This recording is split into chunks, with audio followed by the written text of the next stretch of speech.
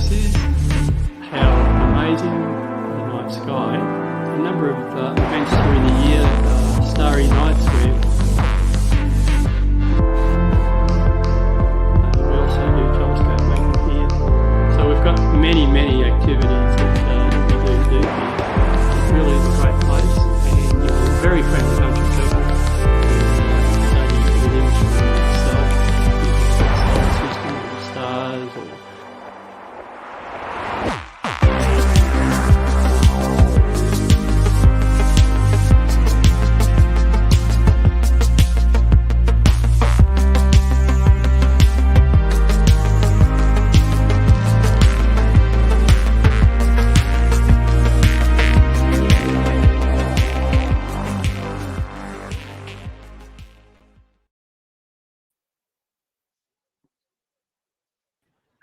welcome everybody. Welcome back to our second session.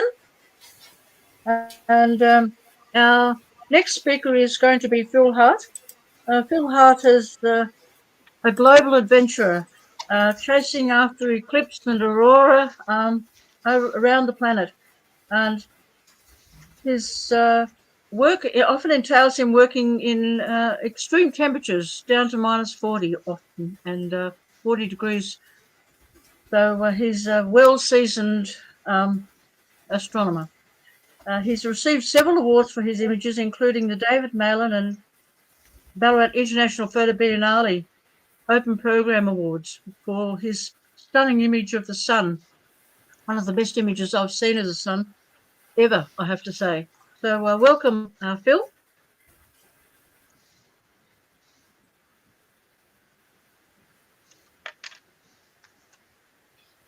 I don't know if Phil can hear us. Yes, hello. Sorry, I'm here.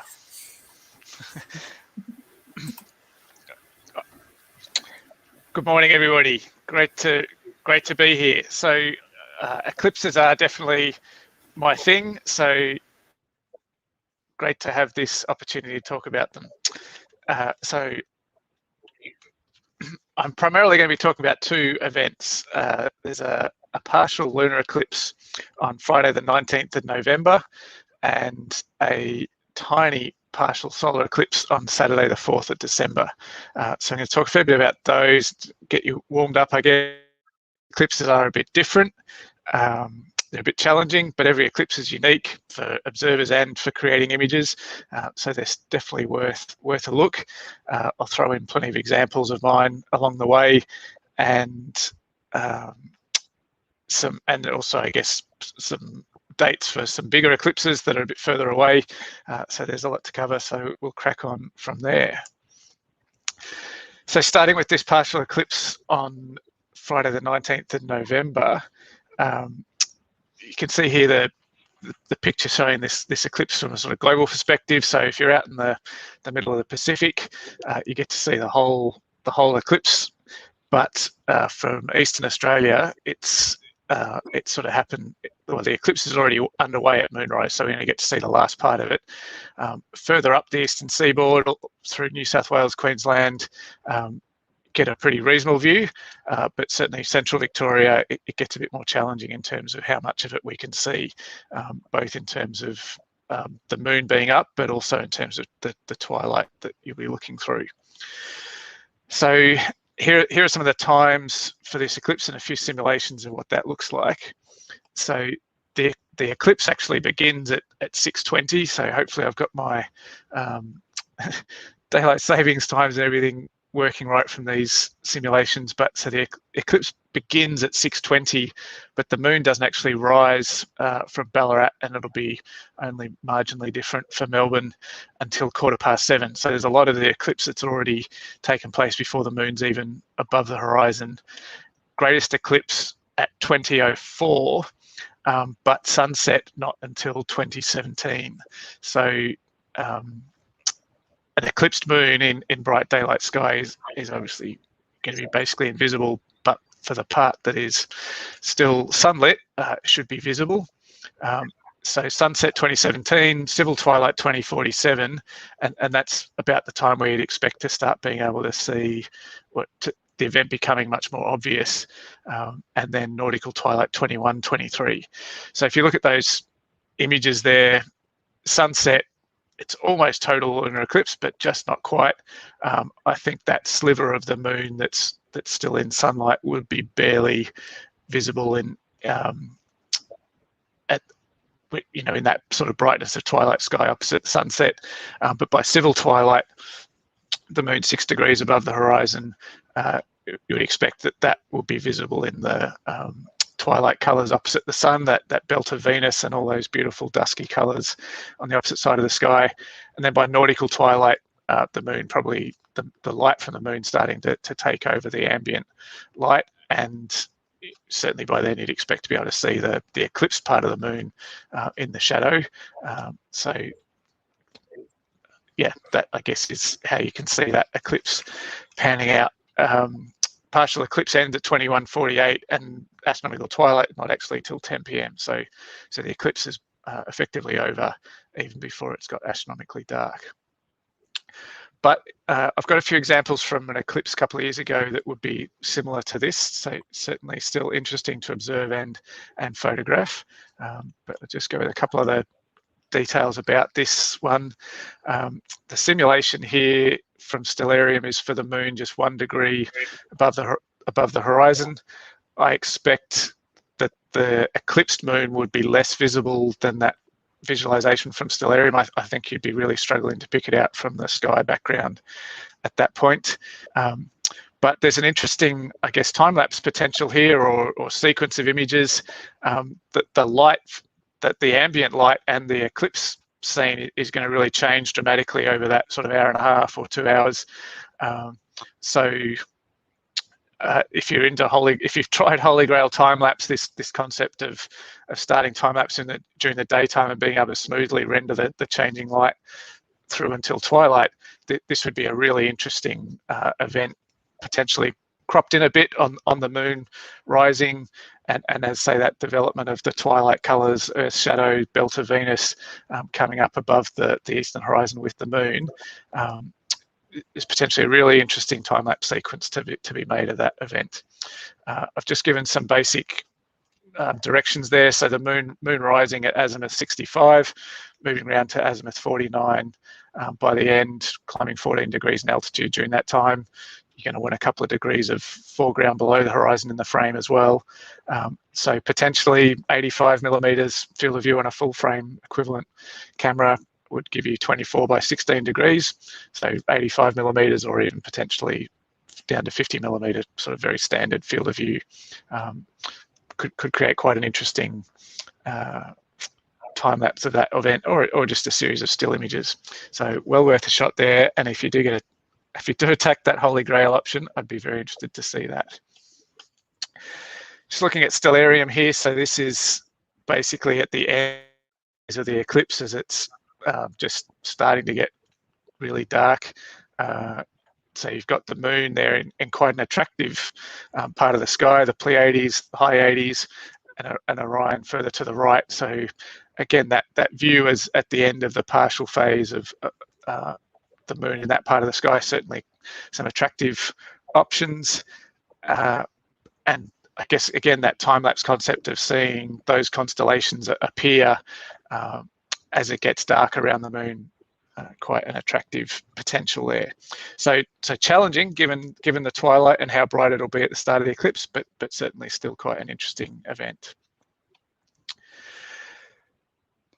Just to give you something a bit longer term to look forward to, this is the next total lunar eclipse for Australia is 8th of November 2022. You can see there on that diagram for the eclipse that the moon moving much more through the centre of Earth's shadow, and even just one part of the moon touching the centre of the shadow. So we get really good, deep shadow colours on the moon and visible in its entirety from Australia. Just showing that plot here. So for everybody from sort of Western Victoria and further east, the whole of the eclipse will be visible. If you were in WA, there's the potential for some interesting eclipsed moonrise photos, but certainly for the east coast of Australia, the whole eclipse will be visible. So that's the longer one later next year to look forward to, but a more unusual eclipse, you could say, November this year.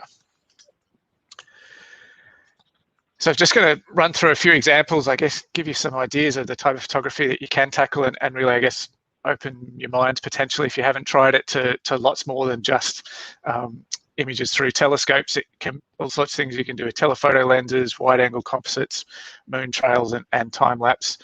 So I'm just going to work through a couple of examples here to hopefully give you some inspiration. This one's going back to 2014, 15th of April. We hadn't long moved up to the property we still are near Talbot, and Maryborough nearby was an obvious candidate. There's this really grand old station there, incredibly large for what the size of the town is now. And I thought I would try and get a composite image, which I'll show you next, of the moon rising over the station, but also wanted to try and do some telescope photography, knowing that the moon was going to rise in total eclipse, and I was going to need to try and find the best low horizon I could from around the building. So I've got the telescope set up in the grounds around the station here, and another camera 100 or 200 meters away, and I'm running constantly back and forth between the two sites for that eclipse. So that's what the telescope looked like. The shot on the right is obviously some of the earliest shots I was able to get of the moon rising above the local horizon. Probably would have been better if I had oriented the camera to be square with the horizon rather than kind of standard having it aligned in RA and DEC, but an interesting shot of the eclipse moon rising above the streetlights there anyway. The shot that really, the shot I had in mind, and the reason I went to the station was this composite image of the moon coming out of total eclipse and progressing back through the partial phases over the building. So I, again, scouted this from home with Google Earth and looking at all those lines of where the moon was going to be relative to the building. And this was, I guess, the best I could do in terms of where I could place the camera. There's a building behind me, so I couldn't get further back. And yet using a ladder there to try and get some extra height above the building to get the moon as early as I could. So lots of fun that can be had creating these composite images. You can see the exposure details there. So a longer exposure to capture all the foreground, and then a series of shorter exposures capturing the moon, but at constant exposure to so you can see the change in the brightness of the moon and even the change in color as it gets higher in the sky. So yeah, quite a unique image, and that, I guess, is part of the attraction for me with every eclipse. Is the eclipse itself is always unique, and trying to put it in a different environment, different landscape as well. The next few images are going back to one in, so 27th of July 2018. This was, it shares some similarities with the eclipse coming up in November. It was the reverse though. It was an eclipse that was progressing into sunrise, quite cloudy conditions, so it was a bit challenging on that front. But this image on the left is potentially quite similar to what we're going to see in November, aside from the fact this is morning twilight rather than evening twilight, but that partial limb of the moon still exposed to sunlight, but really losing the eclipse shading on the moon in that bright twilight sky. But you can see that grey band there of Earth's shadow and the pink colours of the belt of Venus sitting above it, even just hidden through the cloud there. Another composite image on the right. This eclipse was really affected by clouds, so there's a fair bit of image doctoring going on to be able to produce that composite, but nonetheless that's what I set out to try and do. And just zooming in on that, on the moon as it set above or set below the local horizon here. So this is again through the telescope. This image is not necessarily going to be a front page of the newspaper type of image. It doesn't have necessarily that full impact, but for an astronomer looking at this, you can hopefully immediately recognize that something's not normal here. This is not just a normal moon image. It looks like a crescent shape, but there's clearly not that sharp terminator and not that sort of hint of craters and lighting. So it's not a crescent moon in the evening or the morning, but otherwise the only option in twilight is for a full moon opposite the sun as it rises or sets, but it's clearly not that either. So any astronomer looking at this should clearly see that there's something unusual about this image, and hopefully realise that it is actually an eclipsed moon. I'll let you make your own jokes about what the cows are doing, jumping over it or otherwise. But certainly, again, that's this, I guess, the unique opportunity created by every eclipse. All the local circumstances, the local horizon, and trying to piece that together into photos. So that's part of the fun for me. Something a little bit different. You might have seen a few of these photos, but they're not tackled often. Obviously, you've only got so many cameras. But one thing I like these images of the moon trail during eclipse, where you can show that that really dynamic change in brightness and color. The one on the left there is from 2011. I had all my other cameras in action already, so I pulled out an old medium format camera and tried to capture a moon trail on that. I don't have a lot of exposure details for that, so I thought, well, I need to be able to give people some clues about exposure settings to start with. So I just took the image on the right as a test at home a week ago or so. It was an 80% gibbous moon, 35mm lens, 2-hour exposure at f11 ISO 100. I think if it was actually an eclipse you were photographing, you could potentially open one stop more there around f8.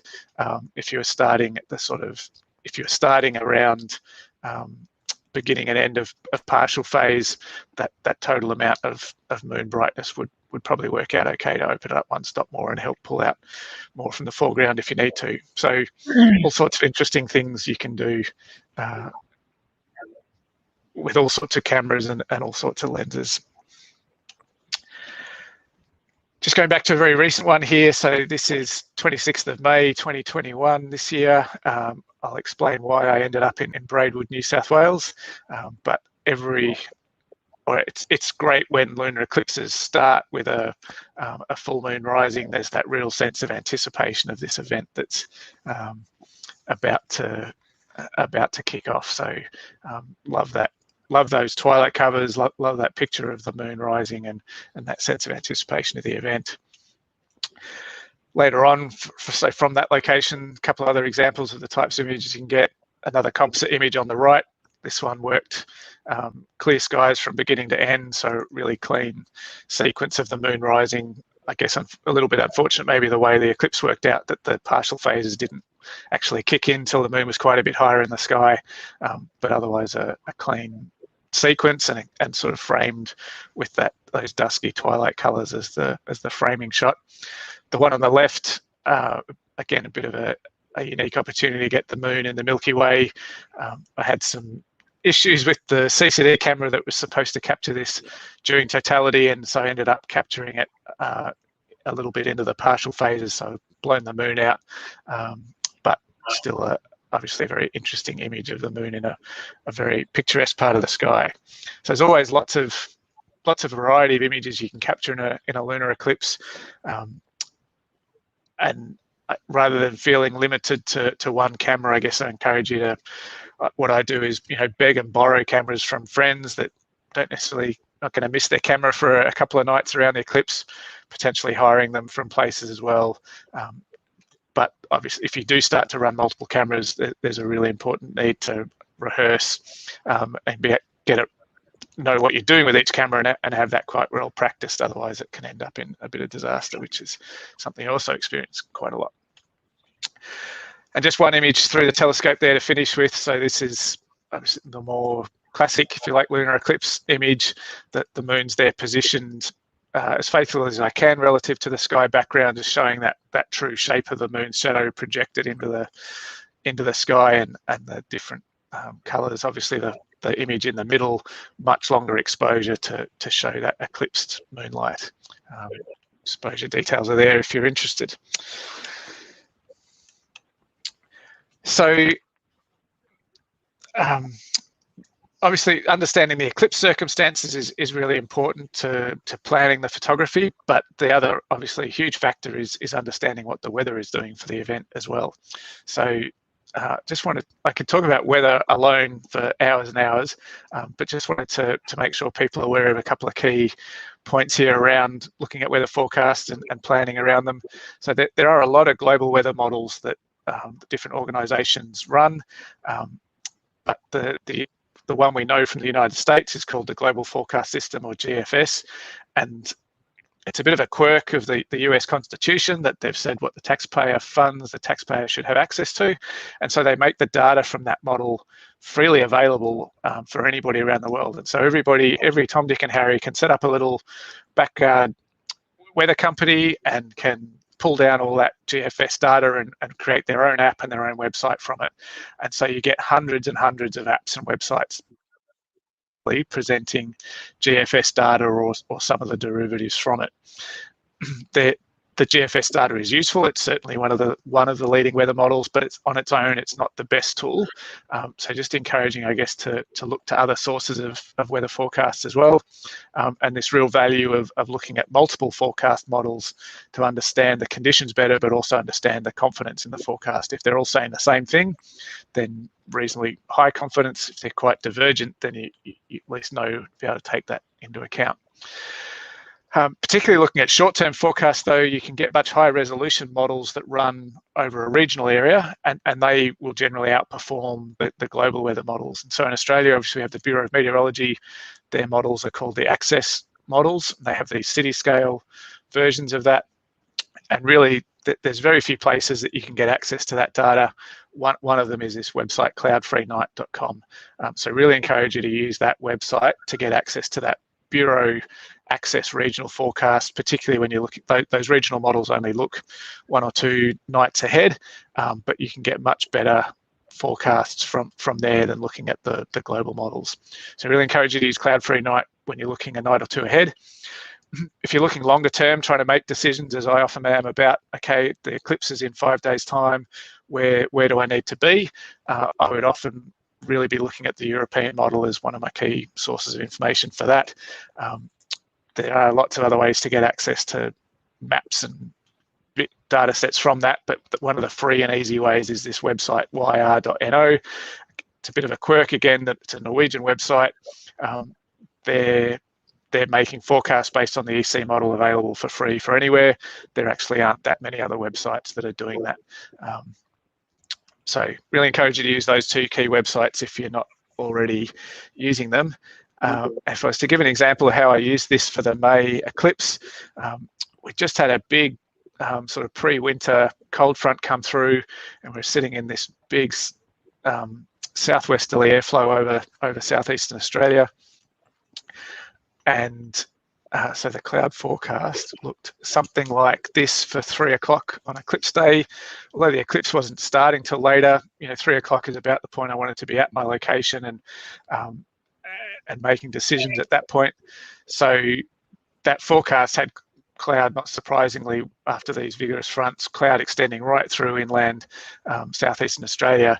The bit that I was interested in, though, is with that sort of southwesterly airflow, you get all that great dividing range here, and the cloud really breaking up over the east coast. And so I thought, and I've seen that pattern a lot the time I spend up in the mountains, and so I thought, okay, if I really want clear skies from start to finish here, I'm not just trying to get one shot through a break in the cloud. I want to be able to get continuous sequences that are uninterrupted by cloud. Then I probably need to be past Canberra and over towards the coast there.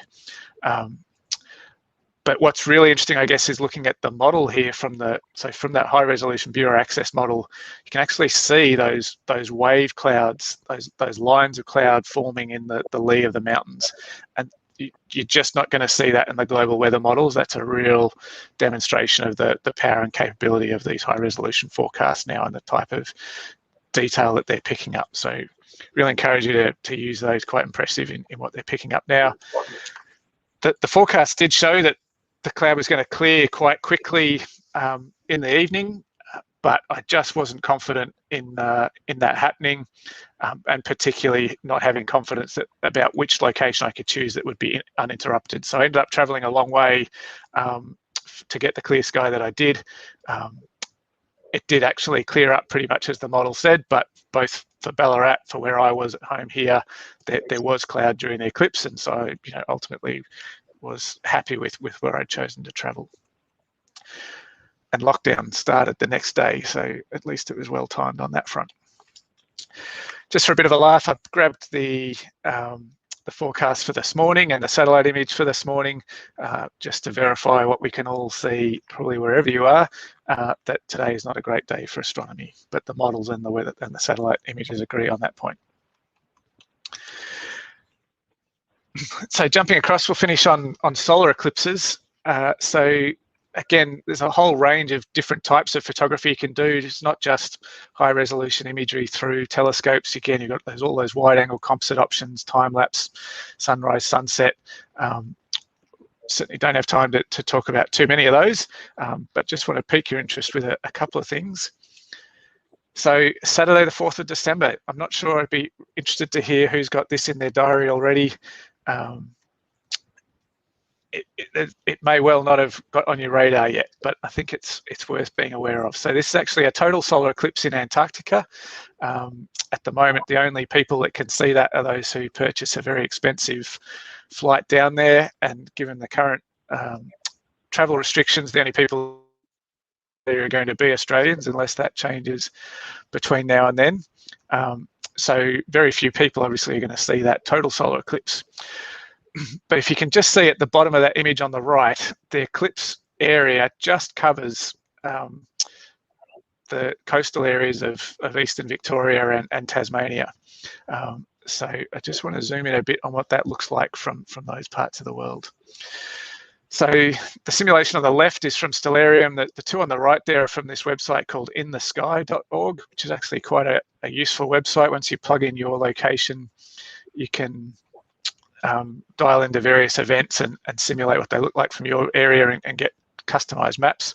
So it's quite a useful website. So the Stellarium image and the left one from In the Sky are both showing the view from Walkerville, so on the coast down near Cape Lip Trap, towards Wilson's Prom. So it'd be similar from the Prom if you were down there. So it's a maximum 3% eclipse, but the maximum eclipse, interestingly, occurs right at sunset. So there's this potential to get a really unique image of the setting sun with a little bite taken out of it. And obviously the potential there to photograph a sunset as you would normally without solar filters, just, playing to the conditions at the time. If you're further west in Victoria, the eclipse reduces in magnitude, but it also peaks a bit before sunset, and so you kind of, I think realistically, you lose that opportunity to photograph it safely without filters. Even just that 1 or 2 degrees becomes probably unsafe for photography and certainly for visual observing. But you certainly could still observe it if you're further west, but would need to be down towards the coast. The best view is going to be a bit further east, but needing to stay as far south as you can. Tassie will see it to a larger extent. So if you're in Tassie, great, but you will need to look up the local circumstances. Again, that the eclipse peaks before sunset, but given that there's a bit more eclipse going on, even by the time it gets to sunset at your location, you should still have some chunk taken out of it. So really interesting opportunity there to get a slightly unusual picture of the sunset. It is only going to be a very small amount of sun eclipsed, but definitely worth a look. So just a couple of examples here. This was a larger magnitude eclipse, but otherwise similar in terms of capturing it at sunset. This was one I took 2014, 29th of April, over Lake Bolac. On the right there is Mount Abrupt in the Grampians in the distance, and here there's sort of horned sun effect as it sets. No solar filters, that's just direct imaging. Not just that's low in the sky, I've obviously got quite a bit of filtering going on from the cloud there as well. And similarly with the telescope view here too. So the one in December won't be as large a magnitude, but still I think, an opportunity for a unique sunset image over the ocean if you can get there. Just quickly for that 2014 eclipse, This was the forecast that I was working off for that day. We had a really probably poorly timed cold front, so there's a lot of cloud again, extending well up into all the way through New South Wales, South Australia. You do often get a good clear break just behind those fronts, and that was where I thought my best chance was. So the red dot at the top is effectively what I thought was forecast. Given that I was looking very low in the sky to the west, I almost wanted to be under the cloud band overhead, but looking through the clear sky to where the sun would be on the horizon. But as it panned out, I did cop a fair bit of cloud. And so it was a bit challenging, but very lucky in some ways to get that image that I did, because that was about the only moment that I saw the sun for that whole hour or so. But so we look forward a bit further to a much bigger event. Again, I'd be really interested in the chat to know how many people have got this on their radar. So this is a total solar eclipse in Western Australia on the 20th of April 2023.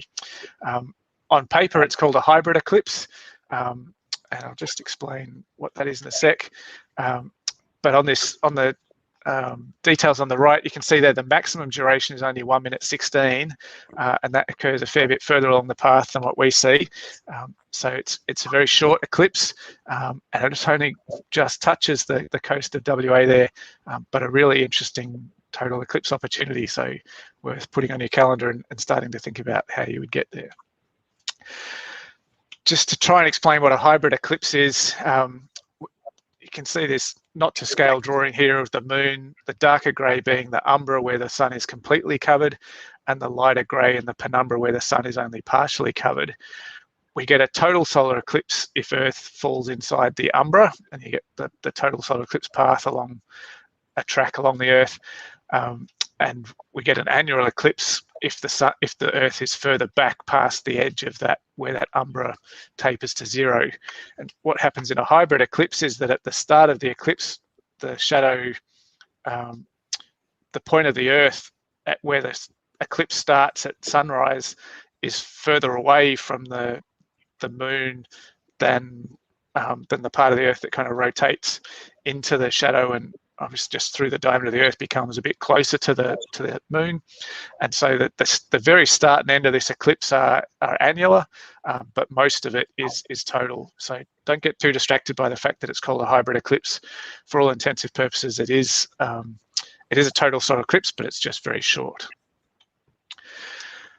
So that's zooming in a little bit on the path there. So it just touches this Exmouth Peninsula. So there's very little choice about where you can go. Accommodation is already completely booked. We're going to be relying on what the WA authorities invest in terms of creating space for public events and temporary facilities. But a very attractive part of the world, and well worth starting to think about whether you can get yourself there. Some reasons why you might encourage yourself to do that. So although it's a very short eclipse, the cloud prospects are pretty good as eclipses go. The challenge being that there's no real choice about moving based on forecast. There's really just one spot you can be, and it either works or it doesn't. So that definitely increases the risk, but broadly is about there's only around a 20–25% chance of cloud in that part of the world, and even for a visual observer, possibly high cloud, you'd still see quite a bit through that anyway. So good odds of clear skies, but certainly not guaranteed, and just complicated by the fact that there won't be any ability to move based on the forecast. So that's all from me in terms of planning and photographing eclipses. I have tons of information on my website about all these. I've got blog posts for every event that I've been to. So philhart.com, if you're interested in looking up more of what I've done here, I'd certainly appreciate you taking a look. I've got a little tag cloud down the bottom of the home page, and you can pick out lunar eclipses and solar eclipses from that tag cloud and get all the blog posts. There's time lapses and videos there you can see from the US total solar eclipse. There's also a time lapse from that Braidwood lunar eclipse earlier in the year if you want to go and check those out. So otherwise, thanks for tuning in, and see you in Exmouth, WA in 2023, and good luck in November and December later this year. Thank you very much, Phil. That's it's just so amazing, your knowledge and experience. It's a very exciting hobby, and certainly it's you've done some wonderful photography, just stunning photography. I can't see any questions there. Can you see any, Mark? No, there was only one question, and Phil answered it. So it was about Exmouth in Right. 2023.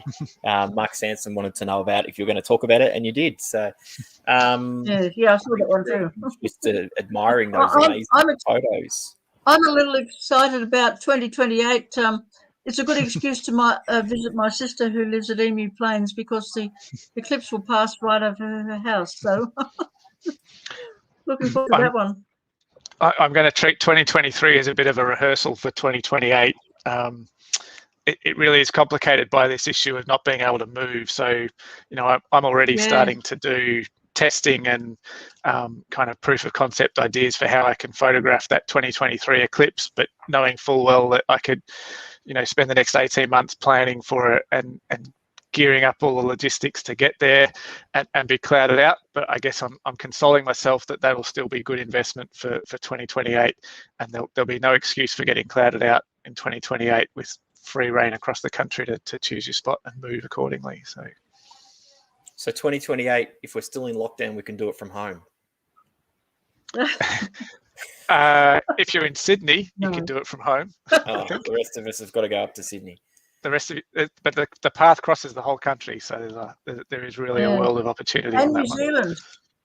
It finishes in New Zealand, which is interesting.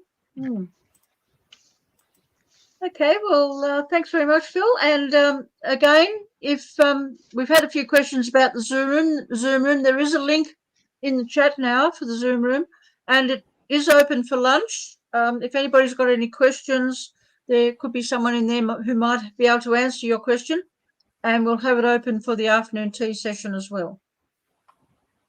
Okay. Time for your talk now, Judith. Is my sharing okay? All good? No, not yet. No, haven't got it just yet. Oh, I did. All right. I will just better go back in and share that screen then. Phil, you're getting a lot of comments from people. Great presentation. Thank you, Phil. It was amazing. Thank you, Phil. Amazing images. A lot of people very impressed with your photography. Thanks, Mark. I trust they can all go and soak themselves in the website for more. Yep. I think they will. You're up and running now, Thanks. Judith. You just need to get your slideshow going. Okay. Okay. Well, I am the current manager of the Ballarat Municipal Observatory, and I'm a member of BAS for must be about 36 years now, and also a member of ASV for that might be 26 years now, I think. So met some wonderful people and over that time, and it's wonderful to share this common interest.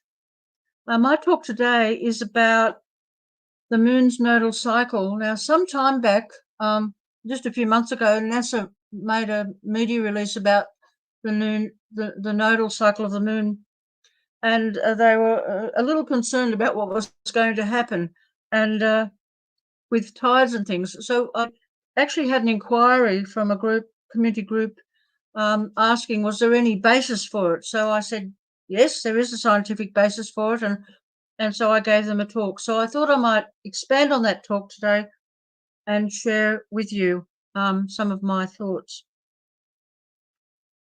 So here we have the moon at apogee and perigee, and the average distance to the moon is 382,000.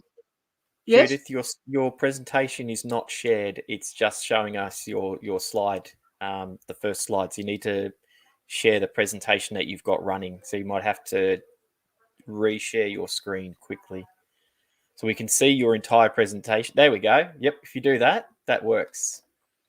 You've got it? Oh, good. Okay. Yep. Right. Good. Okay, so the moon at perigee is 382,000. Sorry, the average distance of the moon is 382,500 kilometres. And on the left there, you have the third quarter phase near apogee. And so the image of the distance of this particular image is 406,656 kilometres. And of course, the one on the right is at perigee. And the distance for this image is 356,575 kilometres. This beautiful image is from the Galileo spacecraft in 1992 at an approximate distance of 6.2 million kilometres. Now, the moon is a primary controlling factor in the rhythm and height of tides. And tidal bulges are created somewhere on the Earth through the effects of gravitational attraction. And the height of these tidal bulges is controlled by the moon's gravitational force and the Earth's gravity pulling the water back toward the Earth. So this is a diagram. It gives you a bit of an idea of the positions of the moon. And this is about at first quarter and last quarter. So the Earth side facing the moon, the seawater is drawn toward the moon.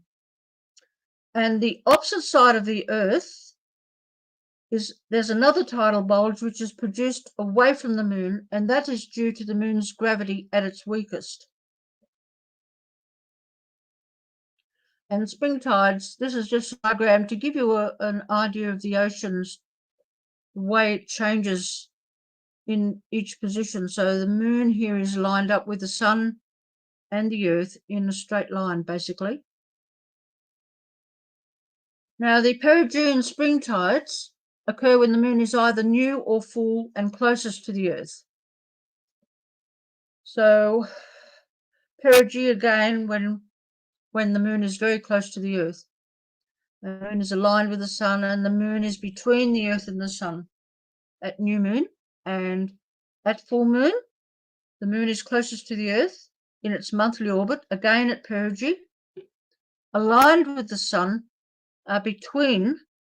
the Earth is between the moon and the sun. Now, this is a diagram of the various tides around the world. Not everybody experiences the same tides all the time. The height of the tides can vary by meters, very tiny tides or absolutely meter-high tides, very high tides. So these are governed by obviously the shape of the continents, the ocean basins, the seas, all sorts of things. Now, we're looking at several factors here because this is very complex. You cannot look at things in isolation. To look at them globally is the best way to understand some of the things that are happening. So back in 1912, Alfred Wegener, he noticed all of the continents seemed to fit together like pieces of a giant puzzle. Pangea, meaning all lands. And it became known as the continental drift theory. But unfortunately for Alfred Wegener, not much notice of him was taken, which is often the case with people who put a little bit of an idea out of in the mix for discussion, and it's just a little bit too left of field for them, so they discard it. That's actually what happened to it for quite a number of years, over 30 years. And during the 1960s, evidence accumulated enough for the theory of continental drift, and it soon became known as the theory of plate tectonics. And this is showing my age here, but I was actually a young student at this time, and it was a very exciting bit of thought. And my interest in science, and also particularly in geology, and also planetary geology, spurred my interest. So it's become a lifelong interest. And this US Geological Survey map gives you the map of the plate tectonics and the ring of fire, which we've heard a little bit about in the news lately, and also very close to home, which most of us felt, an earthquake in Mansfield. So very, very topical. So these are the plates, and the Indo-Australian plate, as you can see there, we're just travelling about 3 millimetres a year to the northeast. As the Pacific plate is travelling northwest towards us, and it's quite a little bit of a tug of war, you might say. Some are pulling or travelling over, and as with the Pacific plate, is actually travelling under the Philippine and the Indo-Australian plate. So very interesting areas of interest. This amazing piece of work accurately illustrates the tectonic Earth, mid-oceanic ridges, the site of seafloor spreading, girdle the planet like seams on a baseball, and beyond, beholding giant Pacific plate, continental shores, and undersea mountain chains. It's a really amazing representation of it too. I have some very old maps from National Geographic many years ago of some of the first maps of the undersea ocean. Very, very interesting. The Australia, which sits at the leading edge of the giant Indo-Australian plate, moves in a northeasterly or right direction. In so doing, it collides with the western edge of the Philippine plate. And this collision pushes up the ocean floor above sea level, creating island chains, island arcs, and a twisted, tumultuous seafloor. The Pacific plate, moving northwest, subducts under the eastern edge of the Philippine plate. And this area of subduction is a hotbed of volcanic and earthquake activity and part of the infamous Ring of Fire. You can see a mid-ocean ridge to the south of Australia, site of seafloor spreading. New Zealand to the southeast exists along this complex tectonic plate. As the giant Pacific plate moves steadily westward, its leading edge subducts below the Eurasian plate and is recycled into the Earth's mantle. This extended area of subduction results in intense earthquake and volcanic activity.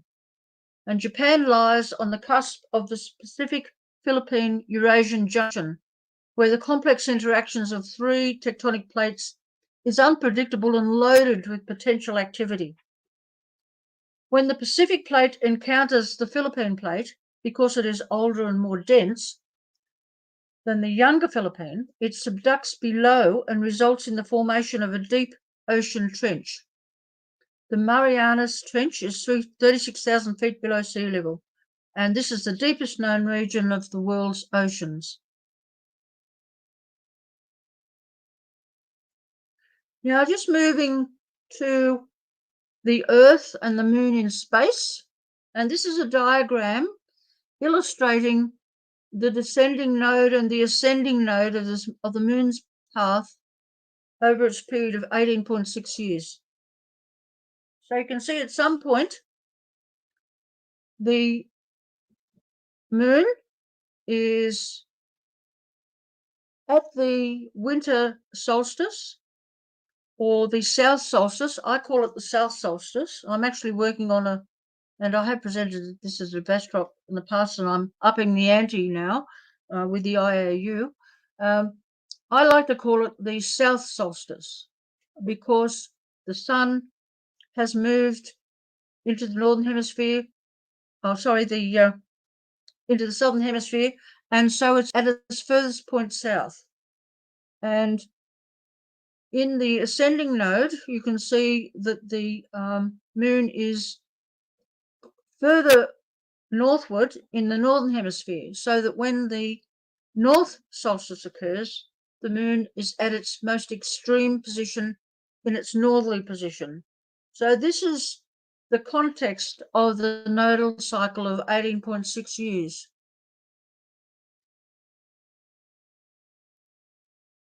So the nodal cycle of 18.6 years is not a point in time, it's spread over a couple of years. And what happens in those times is that the Moon changes its position in relationship to our observations in the sky. And we'll just look at this a little more closely. So this is this month. I've just taken out, I'm very fond of Guide 9. It's very good for extracting data when you want it. I use several programs. I've got several on my computer, but Guide 9 is, I'm very happy with the way it produces data when you want it. Now the third column along, so the first column you've got the date and then the time. It's just 11:16. It's an arbitrary time. Doesn't matter what time you want. The next column is the right ascension or the hour angle of the object, or for those who don't know about that, it's the celestial longitude of an object. This is another one of my changes. Celestial longitude is basically a line which is above the Earth, and it's in hours, minutes, and seconds, and it gives us an idea of where the stars are in relation to us and in the over the overhead, basically. The next column is the declination of the object. So you've got plus for the northern hemisphere, minus for the southern hemisphere. And over a period of a month, the moon is constantly changing its position. And that's because it travels across the ecliptic in 1 month. And we'll have a look at that a little bit later on in another program I'll bring up. But if you look at the numbers here for October, it starts at plus 23 and it goes down to -1. Then the next value is right down to -22. And then we go right up to plus 26. So we're in the northern hemisphere again. So it's constantly fluctuating in its orbit around Earth each month. Now, the next column is the distance from us, and the next column is the distance from the sun, and the next column is the distance of the moon from the Earth. Now, the top one is 3,970,500 kilometers, and if you just run your eye down that column, the closest the moon comes to the Earth is about the 9th of October, 364,271 kilometers. Now, for those who don't know, when the moon is 360,000 kilometers less than that in distance, the media has managed to give it a very unscientific name of supermoon. And what it just means is, harking back to my original slide of apogee and perigee, we've got a very big moon. To our eye, it looks very big. And so this is very relevant, this point. So note that this month there is no supermoon. This is very important information. So now we're going to jump to 2041. Just looking at some dates in January 2041. So we've got declination now is on the 3rd of January, it's -26. So we're getting up a little bit. And then by the 16th of January, it's +27. Now, the sun and its maximum movement north and south of the equator is about 23.5 degrees approximately. And the moon fluctuates about 5.1 or so approximately degrees either side of that. So it can be plus or minus 5 degrees and a bit. So that will swing the moon's position out to 28 plus or 28 minus 28. So minus 28 or minus 28 plus a bit. Or in some cases, minus 29 or plus 29. It just depends on the situation and the extent of the angle that it's occurring at. So note by these are just arbitrary years I'm just looking at to compare. So what we look at now is the delta, the distance from the Earth to the sun. Now, on the 1st of January, we've got 362,129 kilometers distance. The next 2 days is a supermoon. And the next day, there are 3 supermoons in a row. Now, I would like to ask the question, and you can put your answer into the chat, if anybody has witnessed 3 supermoons in a row before. Has the media alerted you to that? Well, they certainly will be in 2041, perhaps. The term wasn't coined back some time ago, so it's only a relatively recent term. So they might get a little excited in 2041. Now we'll just have a little bit of a look at 2043. So what I've done is I've taken the furthest extent of the moon's travel in the northern hemisphere and the southern hemisphere and taken out the peak points. So the most distant northerly travel and the most distant southerly travel of the moon. And you can see here now we're talking about plus 28, plus 29, or minus 27, minus 27. So there's a considerable distance. And this point is very relevant, very relevant. Now have a look at the distance of the Earth to the moon. We have 356,239 kilometers, 360,000, 356,000, 360,000. So those 4 nights are, they're not in consecutive order because I've just doubled up on that, actually. I've doubled up on those. I realise I've just put those extra figures there. So we've got 2 nights there, sorry. The 19th and 20th of November, where the moon is very close. And just going down to December, we've got 3 nights in a row, 16th, 17th, 18th, where the moon is very close. Supermoons in a row. And going to January in 2044, again, we have 3 supermoons, one night after the other.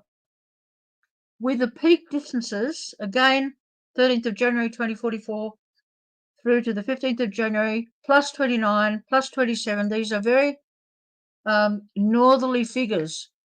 So this is, as I say, this is very important and critical information. And I did suggest that should we be alert but not alarmed? Well, I think there's possibly some people who live at sea level who could be. Now, what I have to do now is stop sharing this screen, and I don't think I can move to the other program I have. I'll just try and see if it works. Is that visible? You may need to unshare that screen and then share the new screen with the program. Yeah, okay. Now, we did have a question. Somebody wanted to know what a node is. Yes. Look, I might just go back to this here because this will give you an idea.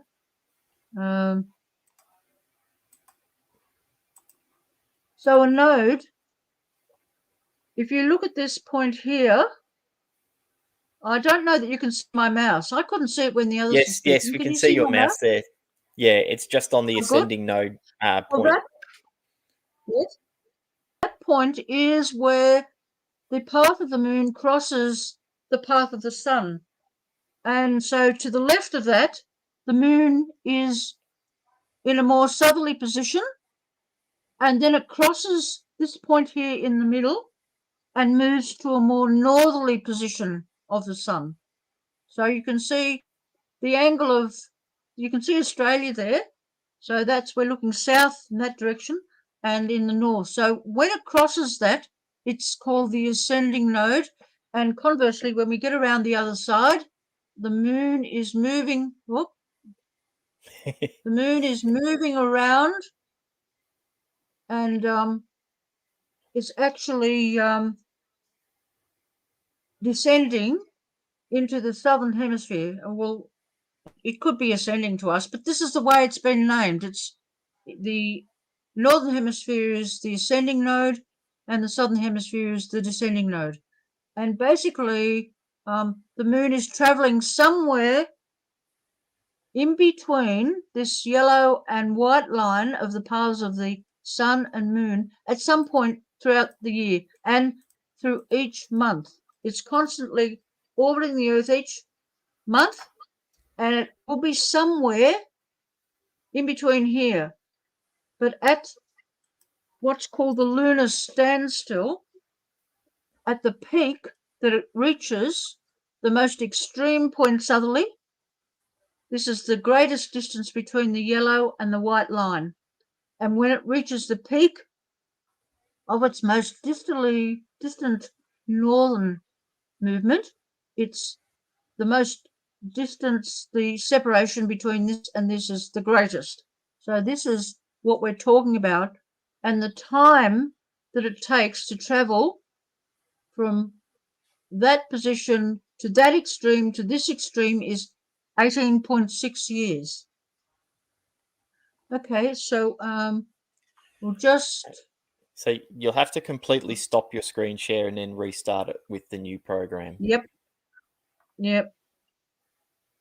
Stop screen. So hopefully everyone's happy to see our faces for a moment while we get the next portion ready to go.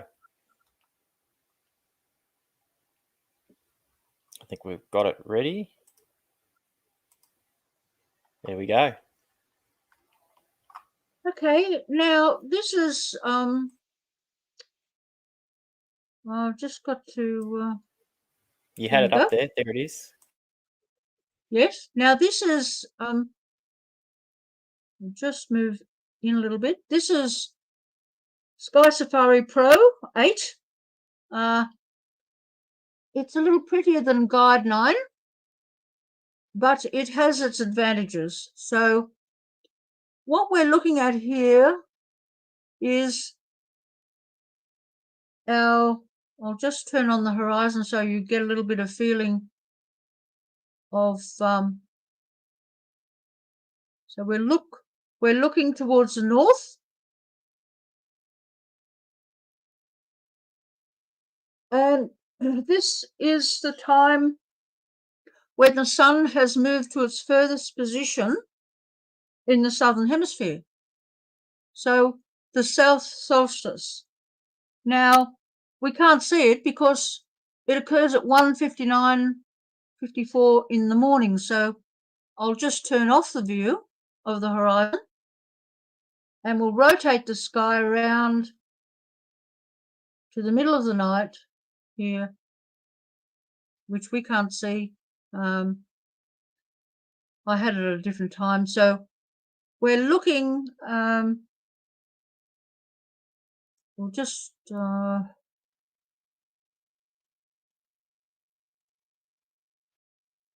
so we've got the sun here and the moon is here. Now you can see the sun, there's just a tiny distance between the separation of the path of the moon and the sun, but around where the moon is, it's not a full moon or a new moon. So the moon is around here and it's not at its greatest distance to the south. And if we click on that, it is 25 degrees declination. So it's not at an extreme distance to the south. It could come further south to us.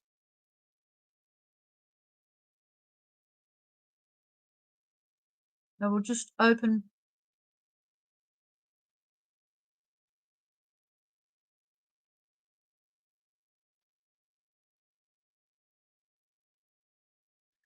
Now this is 2033.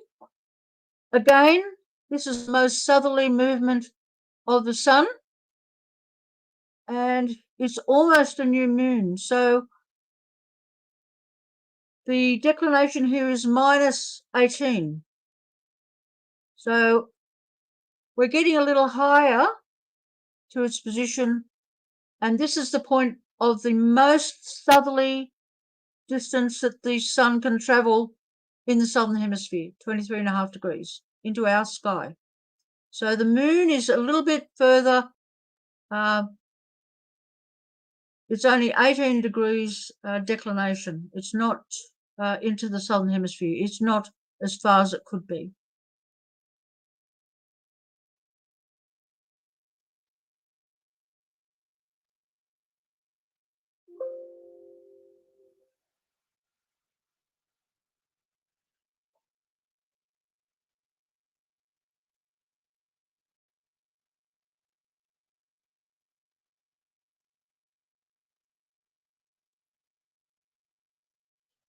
Now the moon in the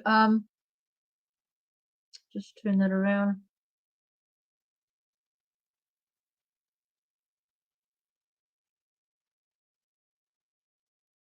We'll just put the horizon there to give you your bearings. So this is the equinox in 2044. And you can see it's going to occur at 4:46 a.m. It's just below the horizon there, so we'll just bring it up a little bit and hide the horizon.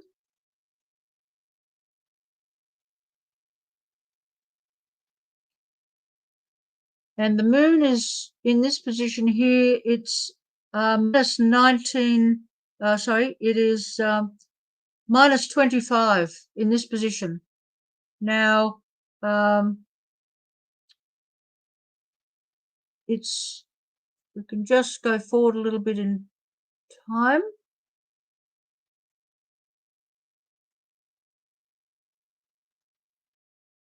We'll go back in time. So you can see that the moon is further towards the south. We'll just have a little bit of a look at this red line here. This is the celestial equator. So that is the point. If you stood on the equator, this point would be overhead. So to get our summer, the sun has to travel south 23.5 degrees. And then we add on that little bit extra or subtract for the moon's position to get its position. So its peak travel, this distance, is the critical thing. How far does it move south?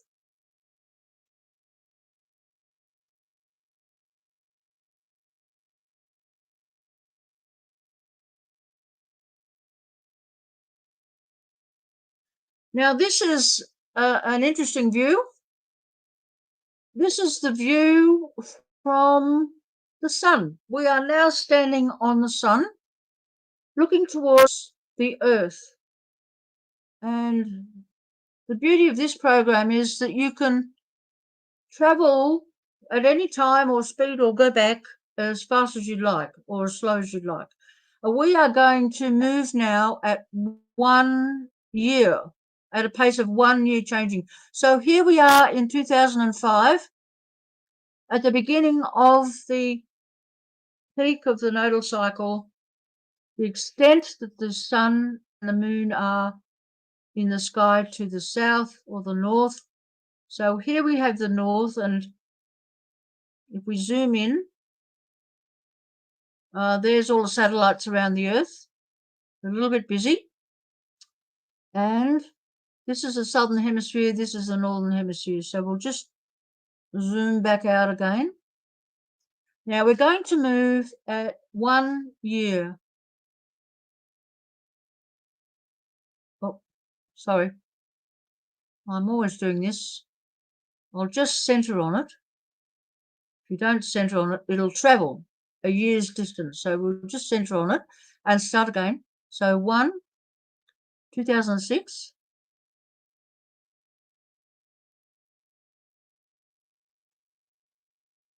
And you can see now the angle of the moon as it is inclined to the plane of the Earth is changing.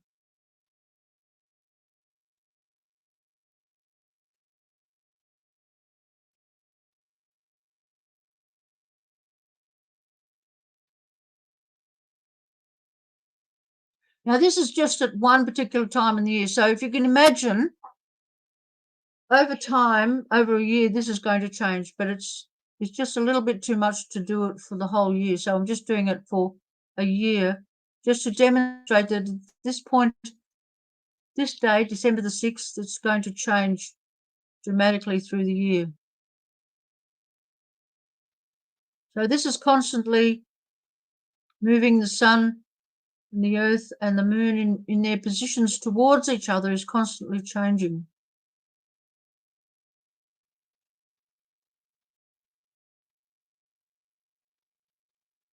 You can set this at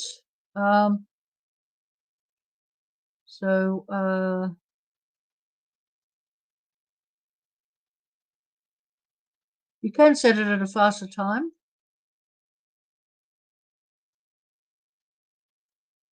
So we're just watching the satellites going around Earth. They're very busy, and you can just watch it. This is called slow virtual reality. And you can just watch it as it changes. It's quite interesting. So what are we watching change here, Judith? Well, this is slow.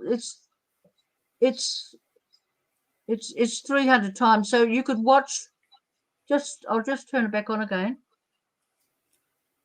The position of the moon would change very, very slowly. I'll just speed it up again because we'll make it hours.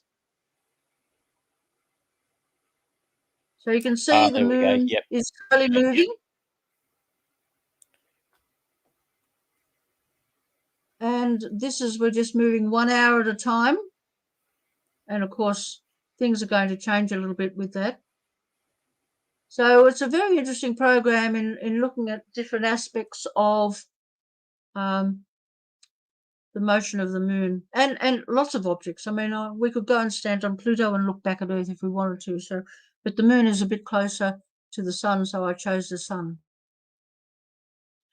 Now we're going to have a look at some other things now, and of course you may have gathered now that I am interested in earthquakes and their relationship to the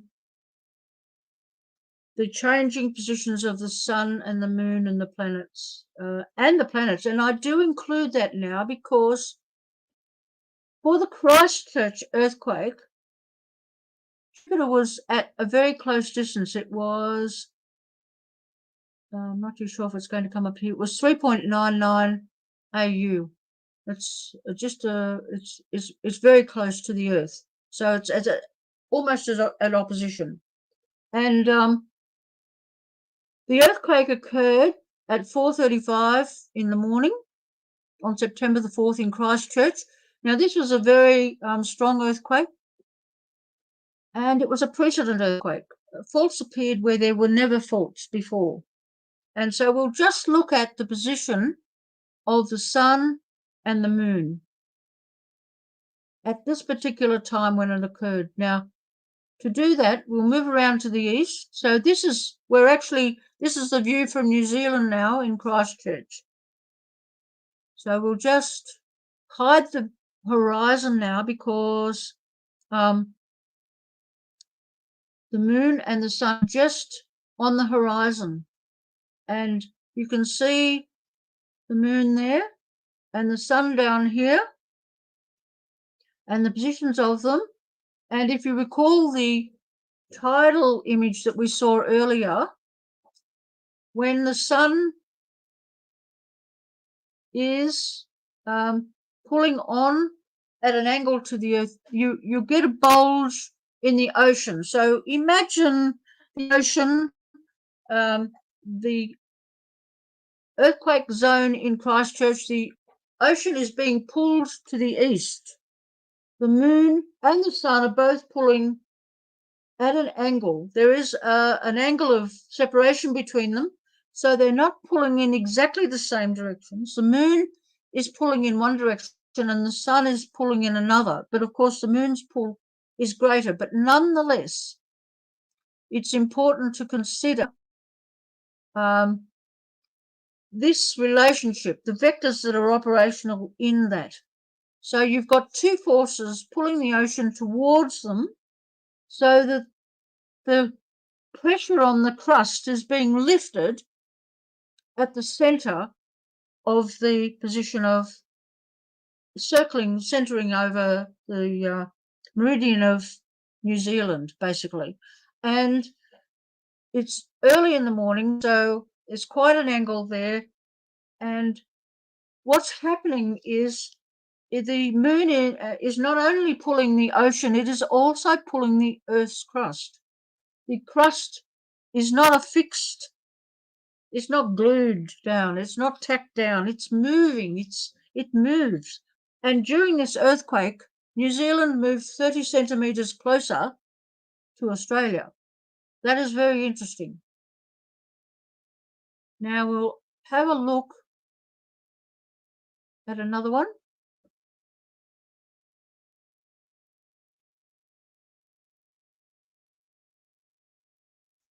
This again had precedent elements about it. Magnitude 9, it was one of the most destructive earthquakes Japan has had. Very powerful. And it occurred at 4:46 in the afternoon in 2011. And we'll just stop time there so it doesn't tick away. And a very powerful magnitude, as I said. And so the moon is up here. It's a waxing crescent moon.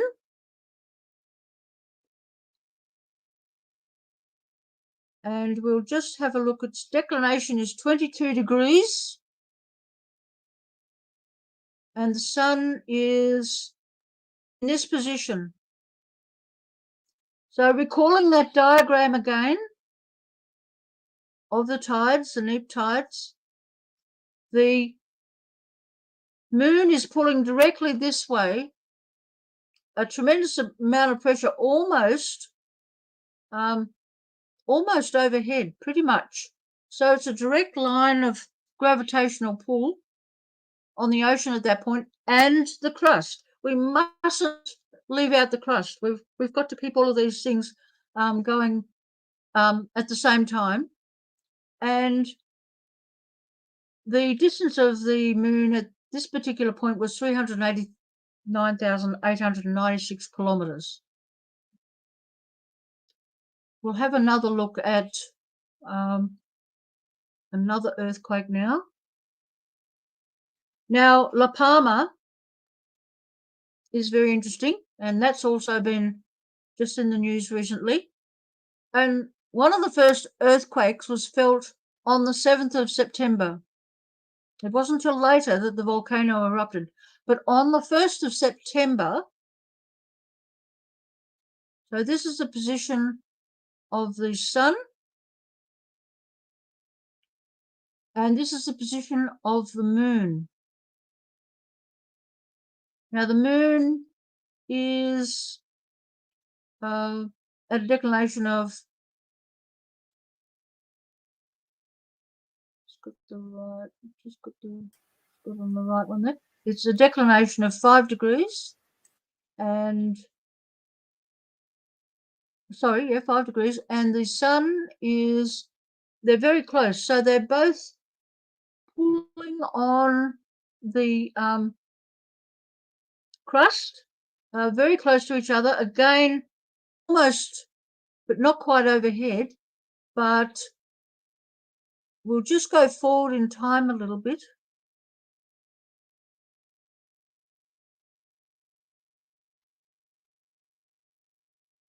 Oh, just get on the right one.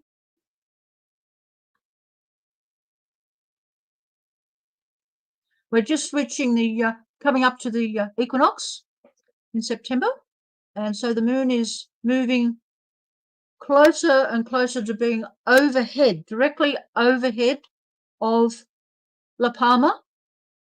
And of course, this is going to affect the crustal movement as it's moving forward. So the moon is,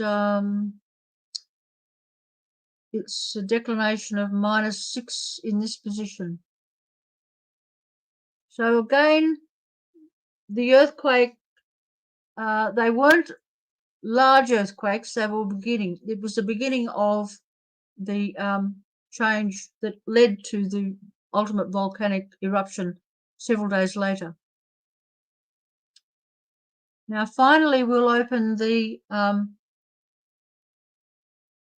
very own Mansfield earthquake and have a look at the position of the crust on this day. I'll just put the horizon in to give you your bearings.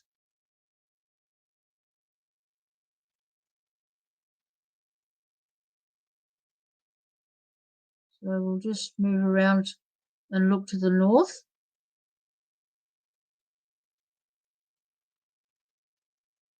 So this is 9:15 in the morning. Most of us probably on this presentation will have felt the earthquake. There could be some from a long way away who mightn't have felt it, but at 9:15 in the morning, the sun is in this position, but where is the moon? So where you can see how the sun is pretty close to the celestial equator here. So when it crosses this, that is the point of the southward equinox, when the sun is moving into the southern hemisphere. And the position of the moon, so we'll just have to hide the sky now. Oh, wrong one.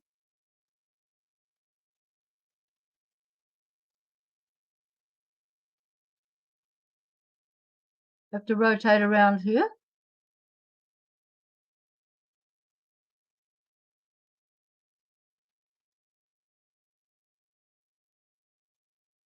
So here is the moon. And the moon is 14 degrees, a declination of 14 degrees. So it's a little more northerly. And it is coming up to a full moon. So, or it's just been past, sorry, a full moon. So it's just waning. It's 1 day past full moon. So again,